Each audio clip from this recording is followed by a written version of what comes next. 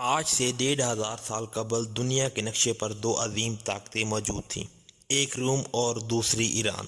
موجودہ سیاسی اصطلاح میں کہا جا سکتا ہے کہ یہ دونوں ماضی کی سپر پاور تھیں۔ روم پر عیسائیوں کی حکمرانی تھی اور ایران مجوسیوں کا مرکز تھا۔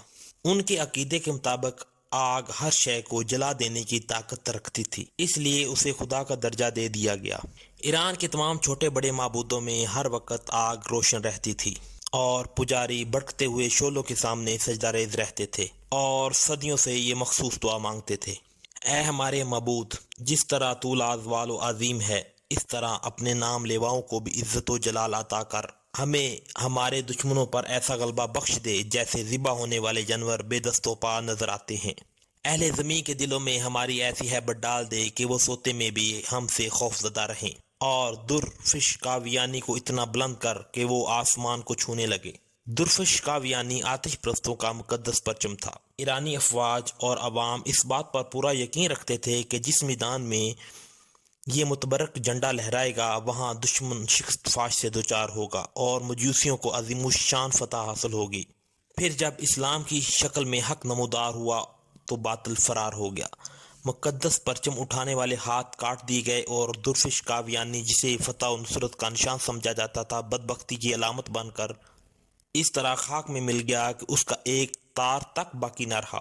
یہ 14 ہجری کا تاریخ ساز اور یادگار سال تھا جب صدیوں سے روشن آتش کدے بجھا دیے گئے آگ کے پجاری کہا کرتے تھے یہ شعلے کبھی سرد نہیں ہوں گے اور انہیں بجھانے والی مخلوق آج تک پیدا نہیں کی گئی۔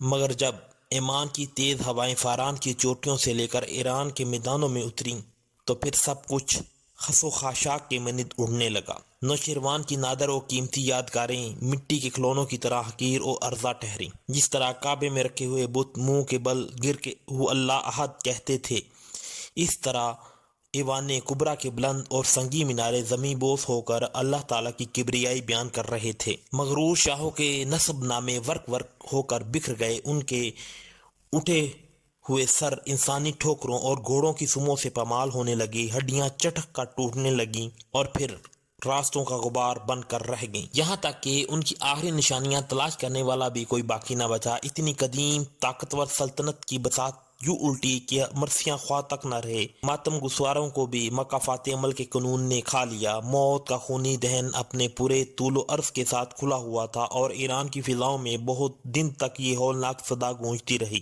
ہے کوئی اور، ہے کوئی اور۔ پھر جواب میں وقت کے نقیب نے پکارا: کوئی نہیں، کوئی نہیں سوائے اللہ کے۔ یہ آواز سنتے ہی حضور اکرم صلی اللہ علیہ وآلہ وسلم کے ماموں محترم اور لشکر اسلام کے سالار حضرت سعد بن ابی وقاص رضی اللہ تعالیٰ عنہ کی شمشیر اپنے نیام میں چلی گئی اور نہ جانے کتنی راتوں سے قرب کے عالم میں جاگنے والے امیر المومنین حضرت عمر فاروق رضی اللہ تعالیٰ عنہ کو قرار آ گیا۔ یہ تھا جنگ قادسیہ کا مختصر حال، جس نے ایرانیوں کی کمر توڑ کر رکھ دی اور شہنشاہ یزدگرد کسی زخمی بھیڑیے کی طرح اپنی ہی زمین پر پناہ ڈھونڈتا پھر رہا تھا۔ اہل ایمان کی یلغار جاری رہی، یہاں تک کہ مجاہدین اسلام کے گھوڑوں نے مدائن، ہوازن، نہاون، اصفہان، ہمدان، کرمان، سیستان اور خراسان کو رون ڈالا۔ شہنشاہ یزدگرد فرار ہو کر ترکستان چلا گیا۔ مسلمان سالار احنف بن قیس رضی اللہ تعالیٰ عنہ نے ایران کا سارا خزانہ مال غنیمت کے طور پر عمر فاروق رضی اللہ تعالیٰ عنہ کی خدمت میں پیش کر دیا۔ زر و جواہرات کے انبار کو دیکھ کر حضرت عمر فاروق رضی اللہ تعالیٰ عنہ رونے لگے۔ پھر آپ نے مسجد نبوی صلی اللہ علیہ وآلہ وسلم میں حاضر ہو کر اہل ماں کے اجتماع سے خطاب کرتے ہوئے فرمایا: معبود حقیقی کے نام لیواؤں کو خوشخبری ہو کہ آج مجوسیوں کی سلطنت برباد ہو گئی، اب ان کے ملک کی زمین کا ایک ٹکڑا بھی ان کے قبضے میں نہیں رہا۔ خوب جان لو کہ اب آگ کے پجاری وحدہ لا شریک کی عبادت کرنے والوں کو کسی قسم کا نقصان نہیں پہنچا سکتے، اور یہ بھی سن لو کہ اللہ تعالیٰ نے ان کی زمین، ان کے ملک اور ان کی دولت کا وارث تمہیں اس لیے بنایا ہے تمہاری آزمائش کی جا سکے۔ خبردار تم اپنی حالت نہ بدل لینا، ورنہ اللہ بے نیاز ہے، وہ تمہاری جگہ دوسری قوم کو بدل دے گا۔ مجھے اس امت کے لیے خود ان کے افراد سے خوف ہے۔ ایرانیوں کی شکست فاش اور مسلمانوں کی عظیم و شان فتح کی خبریں کیسر روم کے دربار میں بڑی ہی حیرت کے ساتھ سنی گئیں۔ کیسر کے ایک دور اندیش وکیل لوکس نے اپنی نشست پر کھڑے ہو کر بصد احترام عرض کیا، اے ہرقل اعظم، مسلمانوں کی یہ پہم فتوحات عیسائیوں کے لیے نیک شگون نہیں ہے۔ اس سے پہلے کہ یہ خونی سیلاب ہمارے سرسبز و شاداب علاقوں کو بہا کر لے جائے، ہمیں ایک مضبوط حصار بنا لینا چاہیے۔ اس سے پہلے کہ وزیر لوکس اپنی بات مکمل کرتا، بوڑھا پادری شہرام اپنی جگہ سے اٹھا اور انتہائی متکبرانہ لہجے میں ہرقل اعظم کو مخاطب کر کے کہنے لگا، شہنشاہ کو معلوم ہونا چاہیے کہ ایرانی آتش پرست تھے، اس لیے آگ کی خوراک بن گئے، مگر ہم اہل صلیب ہیں اور صلیب ہی ہماری محافظ و نگہباں ہے۔ شہرام کے بعد دوسرے پادریوں نے بھی دربار میں پرجوش تقاریر کی، آسمانی باپ اپنے مقدس بیٹے کے صدقے میں مسیحوں پر کبھی آفات و مصائب نازل نہیں کرے گا، اور کیسر روم مکمل طور پر پادریوں کے زیر اثر تھا، اس لیے اس نے اپنی سیاسی مشیر لوکس کی باتوں پر کوئی دھیان نہیں دیا۔ چند سال پہلے بھی انہی پادریوں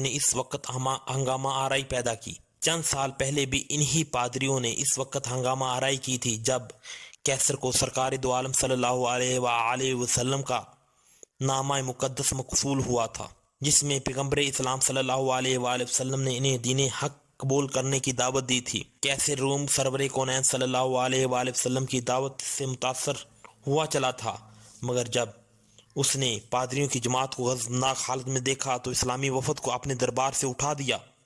اللہ کے آخری رسول صلی اللہ علیہ وآلہ وسلم دنیا سے رخصت ہوئے صرف 4 سال کا مختصر ترین عرصہ ہوا تھا۔